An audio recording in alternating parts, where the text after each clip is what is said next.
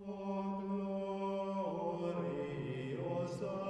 Domina, excelsa super stella, qui te creavit provide, lactastis agro overe.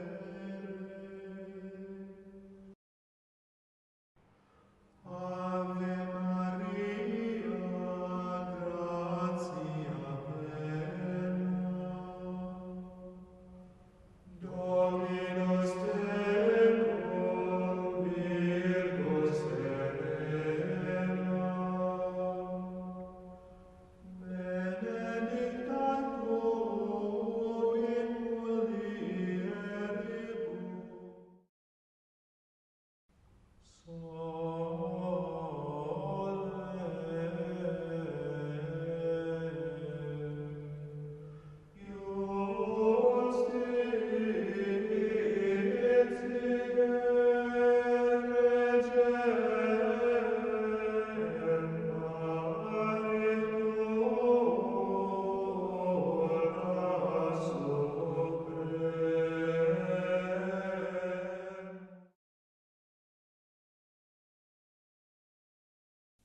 Hello everyone, my name is John Sabrowski.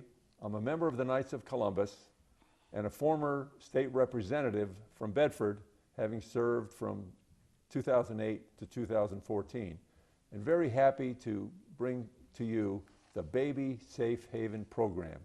We're going to begin with a conversation with former state representative Phyllis Woods, and then later in the program hear from Meredith Ibe, who is the New Hampshire spokeswoman for the Baby Safe Haven program. Phyllis, welcome. Great to see you. It's great to see you. Good morning, John. Thank you very, very much. Phyllis, probably I think a good place to start would be is tell the audience what prompted this legislation, or what was the problem that prompted this legislation at the very beginning? Well, there was a national problem, and many states had addressed it with legislation of young women who perhaps had a secret pregnancy and gave birth secretly or alone, unsafely abandoning their children. Okay. And there were many that died, some were found, but many states wanted to provide legislation that would give them an alternate solution. And here in New Hampshire, we had a particular incident at Hampton Beach where a young woman had gone to the hospital hemorrhaging, and the authorities there notified the police that she had probably given birth. So they went to the cabin and searched and found a baby abandoned in the backyard. When was that, Phyllis? Well, that would have been in the early 2000s. Okay. Yeah. All right. Okay, I see. Well, a real problem that needed to be addressed. How did the legislation begin here in New Hampshire? How did it all start?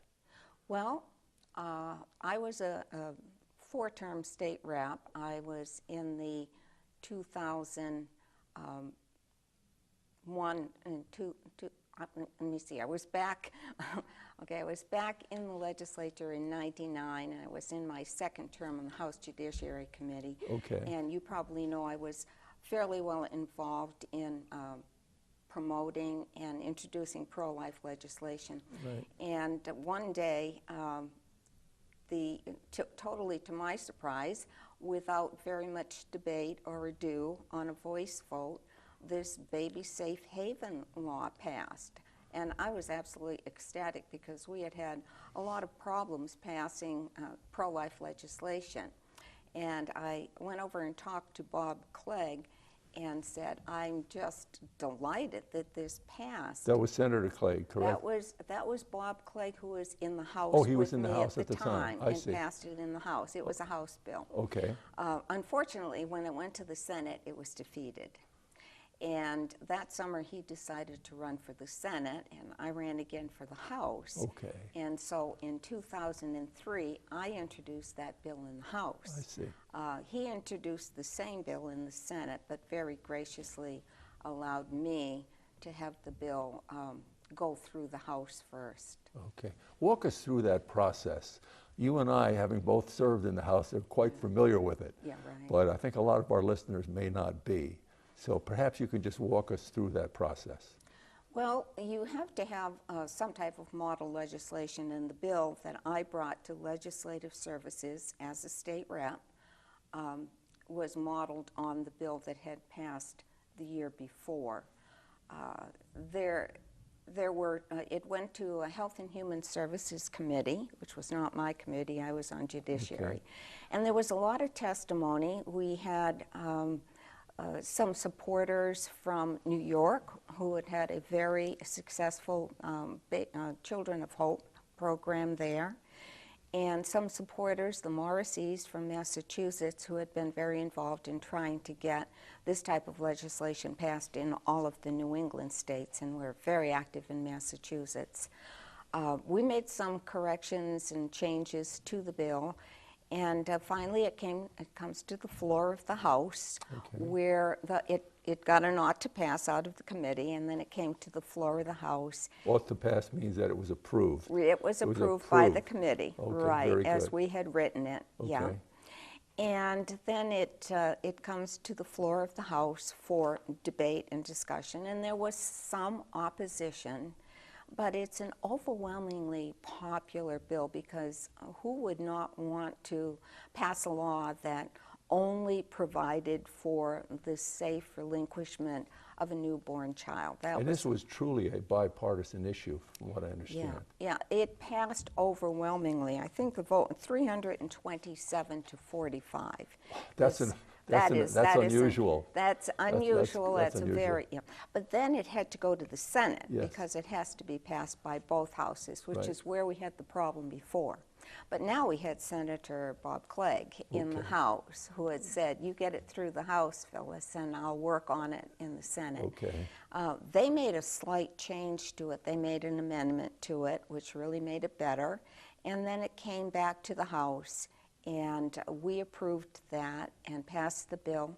And then it was signed into law by then Governor Craig Benson. Okay, okay, thank you. That's a good explanation there. What was the bill number? And how would someone who wanted to read that bill in its entirety find it? Could you help the audience with that? Yeah, well, the bill, they could go to the 2003 legislative session and look under bills. It was House Bill 104. So they would begin by going to www.nh.gov. Yeah, they could do that.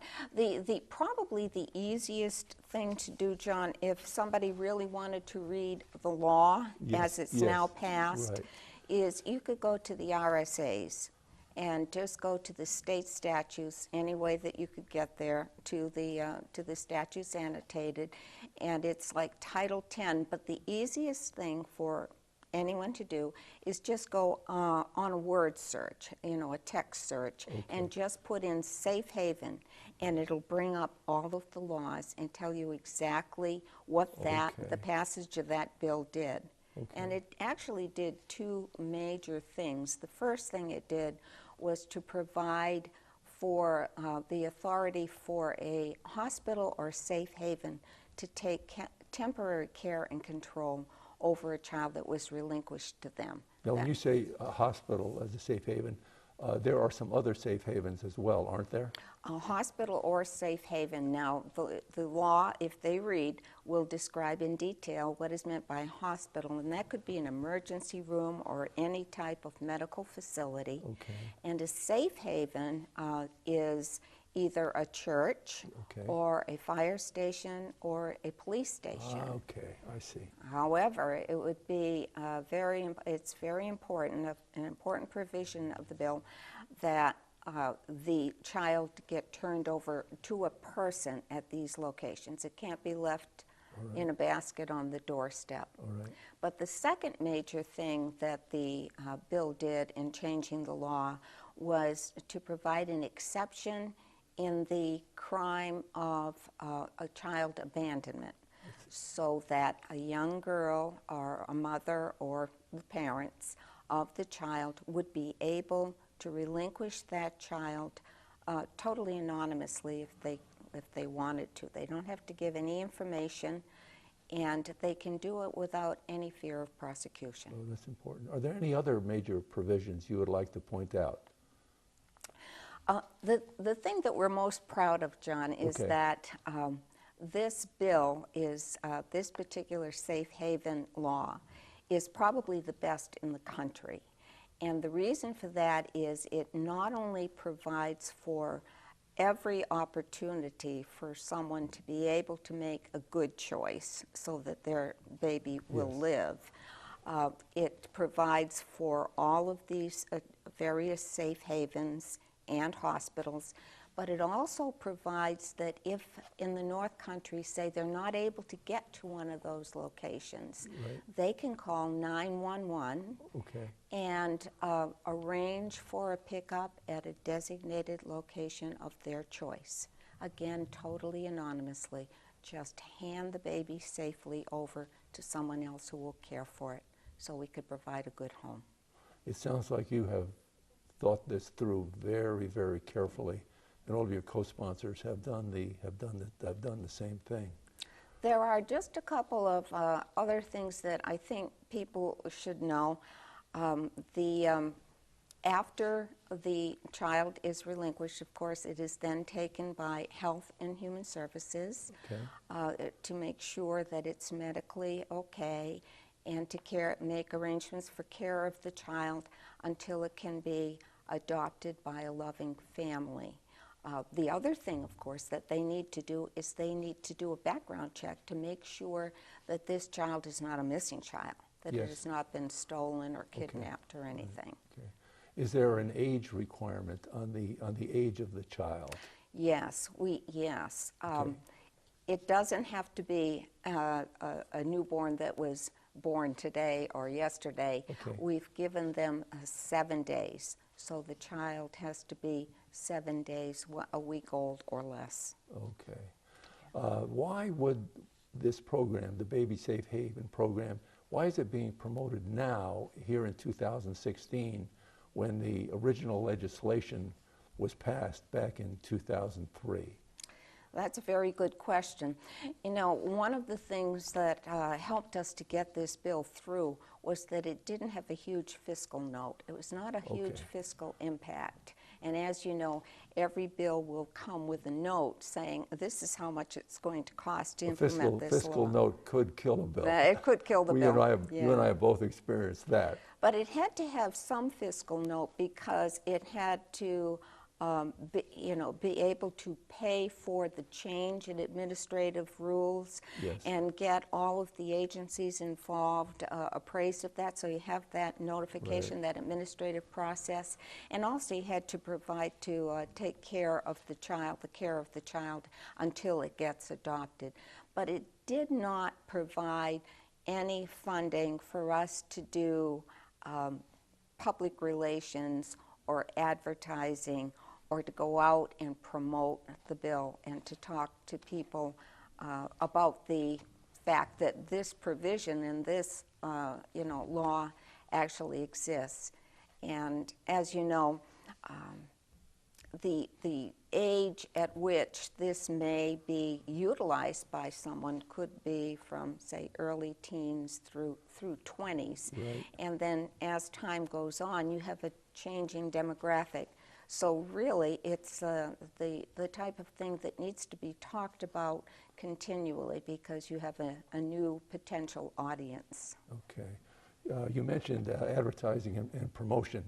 I believe, if I'm not mistaken, there's some provision in the bill for signs to be made or posted that announce the safe havens themselves. I don't believe that there was any mandate to have any such thing, as long as the agencies know that they can legally assume custody of these children.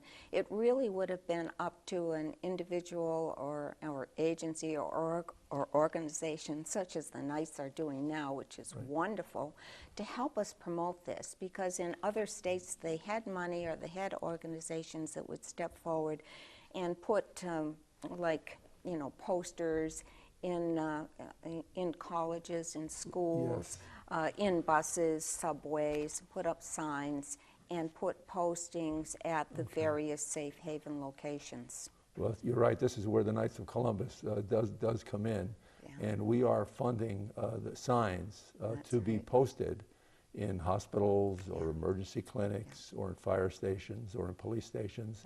And as a matter of fact, I know there is already one posted in my town in Bedford, which obviously, you know, we're very proud of.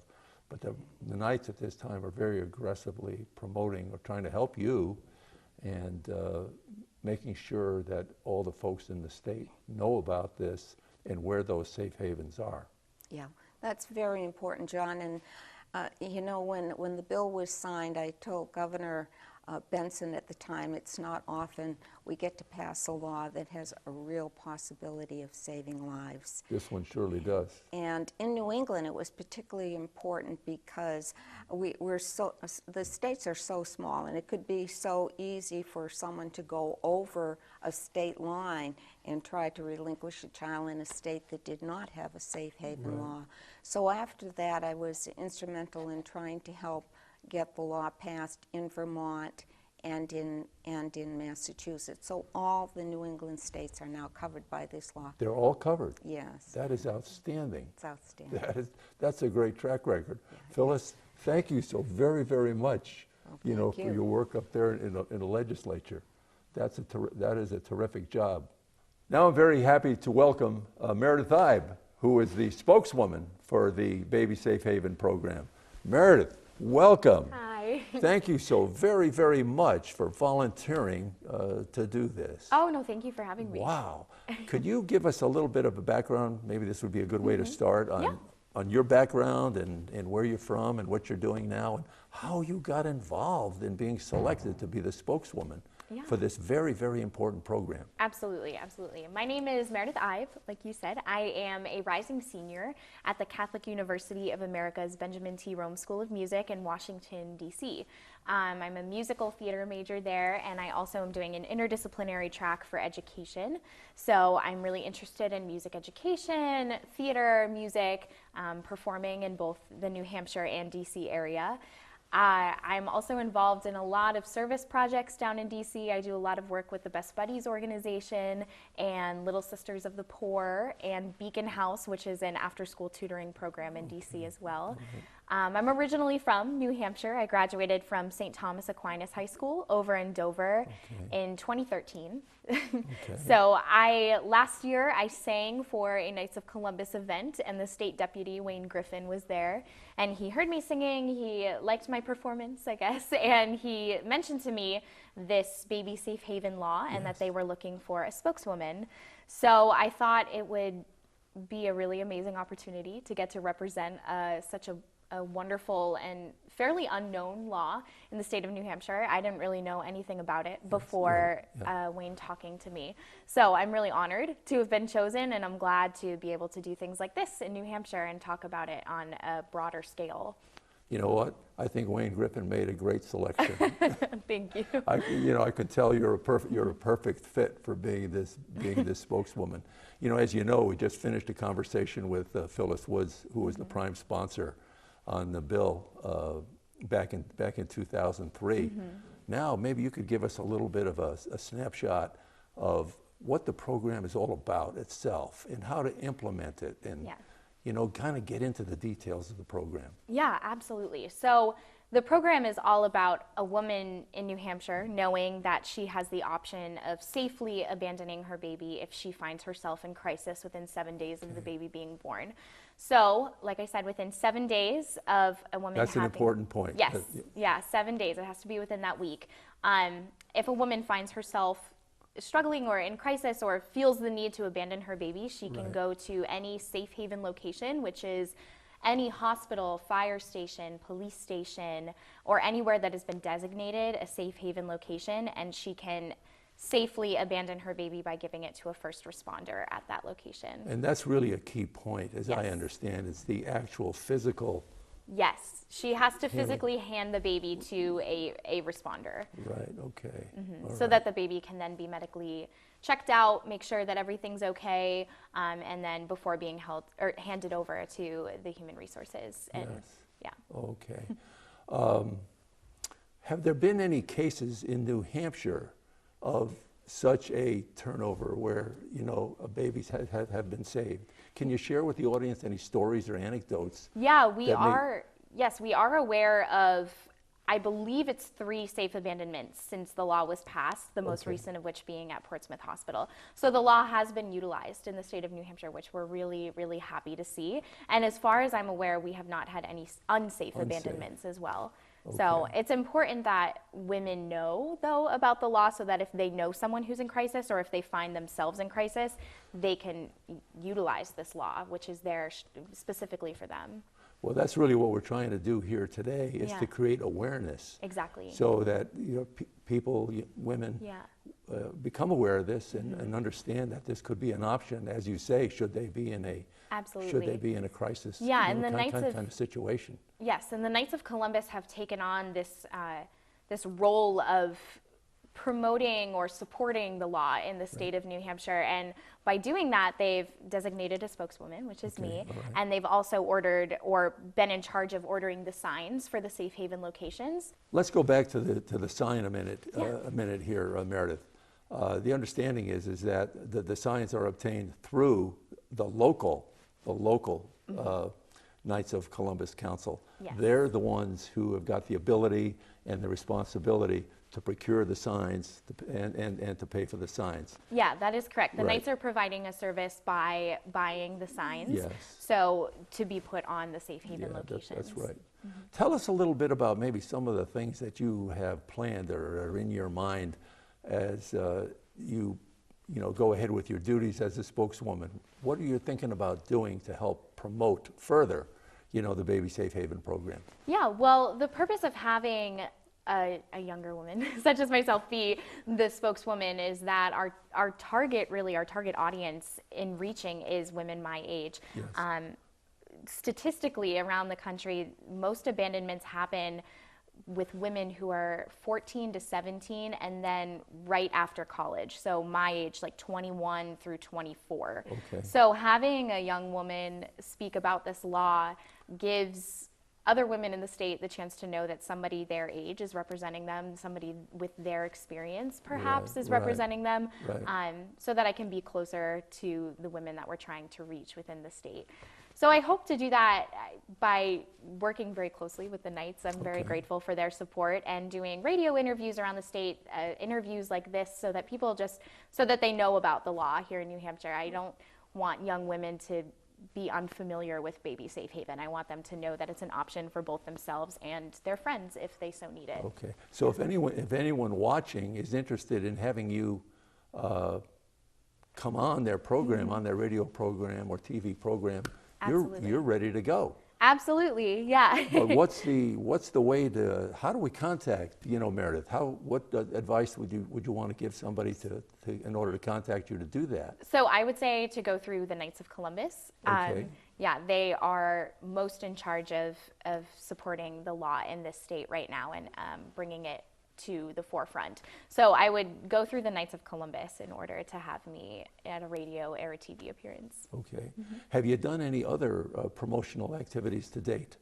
Yeah, well, I'm really grateful to say that I was actually a part of the Miss America organization for 2 years. I Okay. was Miss Gate City here in New Hampshire. Oh, good so, for you. Yeah, back in Okay. 2013, so a few years ago now, but I was Miss Gate City, so it's nice to be back near Nashua.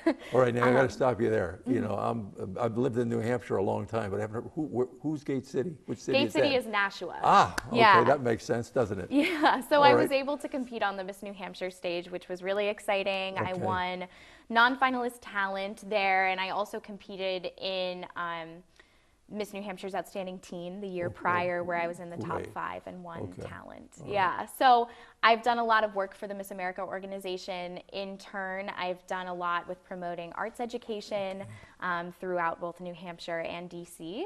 And at the moment, I've done a lot of music directing down in DC. So I've worked with area high schools and at my own college to music direct and be a part of kind of spreading arts education.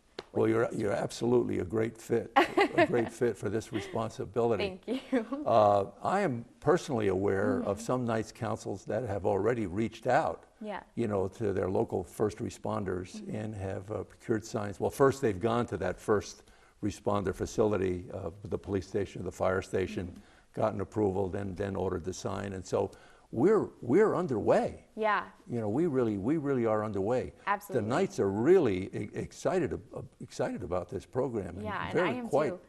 you know, quite happy to be sponsoring it all.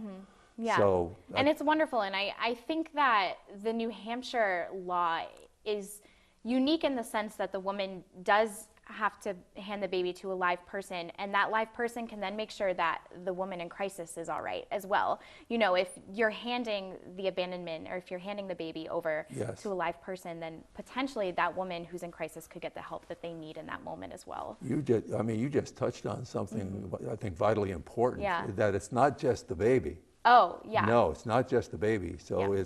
it's the mother who's also gonna get some attention here. Yeah, the woman does have the option to Yes. be completely anonymous, Right. but I think That is optional, right? Yes, yeah, Okay, I all think right. that person-to-person contact gives that woman a really valuable resource to potentially get the help that they need in that moment as well. Right, Yeah, Okay. yeah, All right. Well, this absolutely sounds like a terrific program. Yes. You know, something absolutely the right thing to do for the state of New Hampshire. I think so as well. Yeah. Yeah, yeah.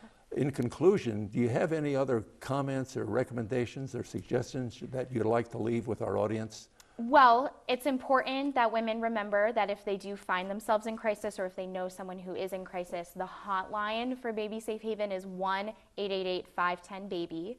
Could you say that one more time, Absolutely. please? 1-888-510-BABY. And Okay. and then they can also call 911 and agree to meet a first responder at any location. Okay. Yeah. All right. Boy, I'm glad we got that in there. All right. Yeah. Very, very good. Meredith, you're going to be a tremendous asset. Oh, thank You you. know, a tremendous asset, particularly to the young women out there. Yes. To those in need.